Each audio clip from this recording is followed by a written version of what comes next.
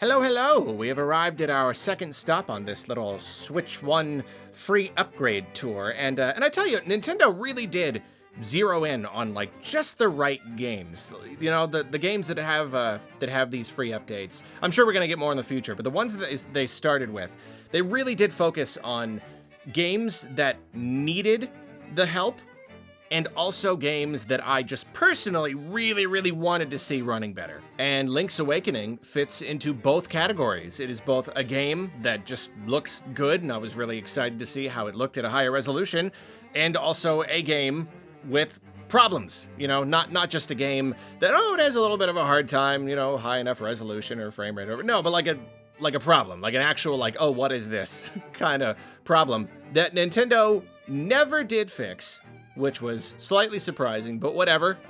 Better late than never. So we may as well start with the problem. The Switch 1 version of Link's Awakening. You know, it had this weird frame rate issue where pretty much every time you load into a new area, and that includes like walking across the, you know, because the overworld is seamless, but like you can always tell when the game is loading in a new piece of it, because the frame rate would just dip.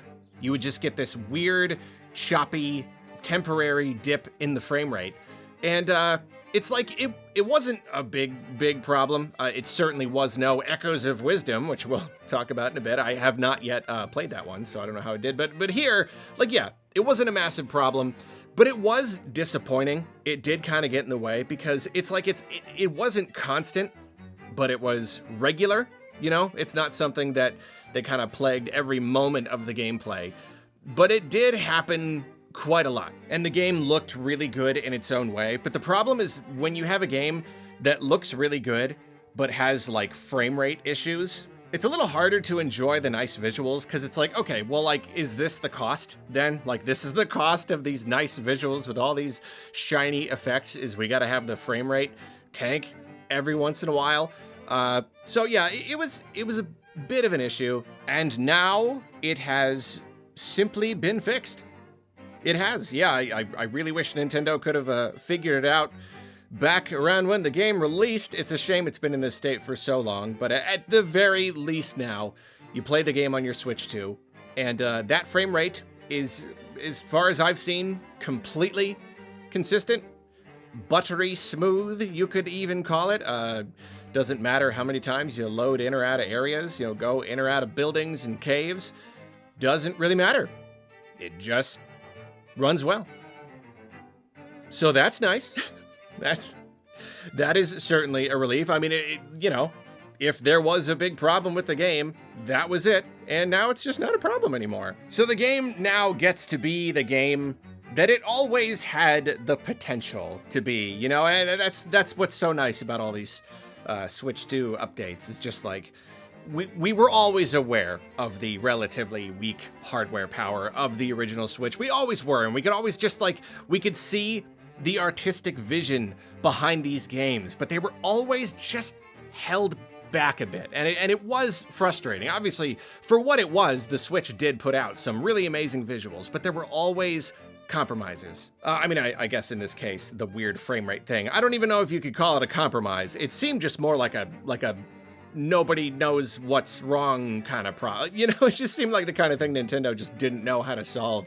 Something about the engine or something. I don't know. Whatever the case, though, it looks good. But then if you want to talk about the artistic vision and the game living up to what it can be, let's just talk about the visuals overall. And yeah, like I said, I was really excited to see this game running at a higher resolution, because my own annoying, contrarian quibbles about the art style aside, it is a very good looking game. It's almost like too good looking of a game, you know, like lots of really fine detail, all these very like shiny elements, very nice textures. The whole entire world kind of looks like a bit of a plastic toy kind of thing. The style is overall a lot more simplistic versus, you know, a big 3D game, Breath of the Wild, Tears of the Kingdom. But, you know, it's kind of like zeroed in on these much smaller models, and thus has given it all a little bit of an extra level of detail. Every asset has been crafted with just a little bit more care. There's a little bit more like post-processing going on. And again, I do think that did probably contribute to the overall performance issues. So now it is just lovely to see this game running at a sharp, crystal clear resolution. It really does look phenomenal. Like it looks everything as good as I was hoping it would look. Or I guess rather, it looks as good as I expected. I suppose I did expect this because you can see the detail. You can see how good the game looks. You're just looking at it through a slightly fuzzy screen. You're seeing that the Switch can only give you so many pixels. But now the Switch 2 is pumping out all the pixels you could possibly want, so you get this really, really fine level of detail spread across the big old TV.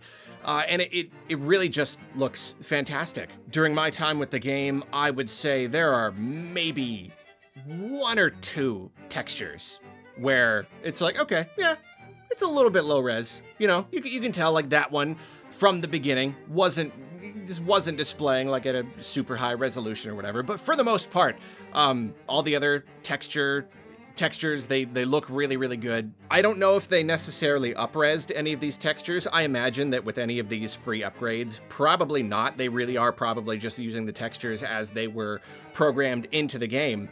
But if that is the case, then yeah, this is even more impressive that now you're rendering at a much higher resolution. And it still looks great. The texture work still looks really, really nice and sharp. Then poly counts are already pretty good. All the character models, you know, they already looked very smooth and nice, but now it's been just smoothed over that much more. Everything is just so like vibrant and sharp and clear now. All the lighting effects just look that much better. And I would say one of the absolute best changes here is what this all does for the depth of field effect, where like the edges of the screen are kind of blurred. I know this has always been very divisive. A lot of people really, really hate the effect. I've always been fine with it. I think my thing is that I don't so much mind that a part of the screen gets blurred a little bit. I think it looks okay.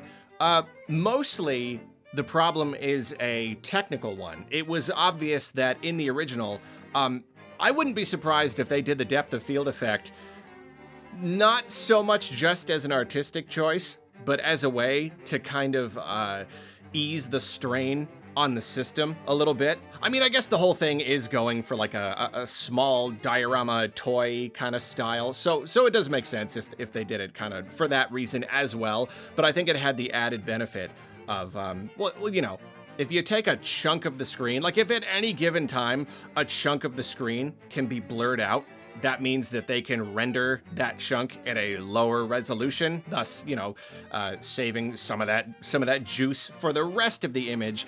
And so it was always kind of obvious that the blurry parts, they got kind of chunky. You know, like you could kind of tell that underneath the blur, things got a little bit jaggy. But now that there's so much extra juice to go around, now the entire image can render at a higher resolution, including the stuff that's being blurred out. And I think that makes the depth of field effect just so much more subtle. It makes it so much softer. Again, I didn't really like mind it before, but this is definitely a huge improvement. And I hope that it makes it better for people for whom it was a problem, people who really didn't like the effect. I feel like it probably should help. I guess I won't know until I actually talk to some people, but it just looks a lot better. It's not as much of an eyesore, you know. It doesn't pop up in your in your field of vision quite as much. I think it was always supposed to be subtle, but now it is actually quite subtle. So I think really that's one of the best things about this. It's just the depth of field effect is that much better. And you know what? If there is still one, I don't want to say problem, but if there's still one visual element of the game that still feels a little bit, old, you know, just kind of on the lower tech side, kind of reveals that this is an older game, it's the shadows. Something about the way that the shadows are rendered here, they're just a little tiny bit choppy. You know, like most of the game is much sharper, much clearer, but the shadows themselves are still just a little bit rough. They're a little, I mean, they shimmer, that's not really, they just kind of like a little sort of a jaggy, wiggly quality to them. And this is really anywhere you see shadows. So, you know, the bigger, clearer, more obvious ones on like characters and whatnot. But then like some just elements of the world will just have like very, very slight shadowing around them. And it's a real shame. Not because I think it's a big deal, not because I think it looks bad. I think it's because if it weren't for the shadows, this game now looks like perfect. You know, like you could give me a game on Switch 2 that looks like this and runs this well, and I'd be like, all right, cool, beautiful new game. I would be basically satisfied. I mean, sure, there's probably other things you could touch up here and there. Again, maybe like some of the textures or whatever, but like this is most of the way to like a perfect game. It already looks so good. It's hard to tell that it ever was a lowly Switch 1 game. And so really, it is just the shadows that are kind of revealing that this game was developed for kind of antiquated hardware. It's just like, it's so close to perfection. You know, it got a resolution upgrade, so as I'm playing, I'm on the lookout for jaggies. I'm looking for them wherever, but like every time I see them, every time there's something that kind of catches my eye, and I go, oh, that looks a little rough. I look, it's the shadows. Every time. It's just like, oh yeah, there's just like a really tiny bit of shadowing along these like tiles, and it just creates the very slightest bit of jaggy wiggliness. Yeah, again, it's not a problem at all. It's just, it's so close to like almost absolute perfection. But even considering that, yeah, the game, it still looks so good. It still looks really, really, really phenomenal. It's just lovely to see that artistic vision fully realized, to see the game just unfettered and being the best game that it can possibly be, because it's a really great game. Link's Awakening is still a really just phenomenal experience. And now we get to play it with no compromises. Looks as good as it possibly can, and that is a lovely thing. So yeah, thank you for watching. I just recorded the Super Mario Bros. U Deluxe one, and then I just recorded this one. And then of course I did Splatoon 3 because they gave us the update kind of as a surprise, so I did that one. So those are done. Let me know in the comments which Switch 1 game with a free performance upgrade I should look at next. Among the ones that I have, let me see. What else have we got here? I still haven't touched Breath of the Wild or Tears of the Kingdom. I still haven't touched Pokemon Scarlet and Violet. We got Echoes of Wisdom, of course. We've got Super Mario 3D World plus Bowser's Fury, Super Mario Odyssey. Very, very excited to do that one. And Captain Toad. Yeah, so out of those, I don't know. Let me know. Maybe I'll do a poll somewhere. I don't know. Whatever. Just let me know.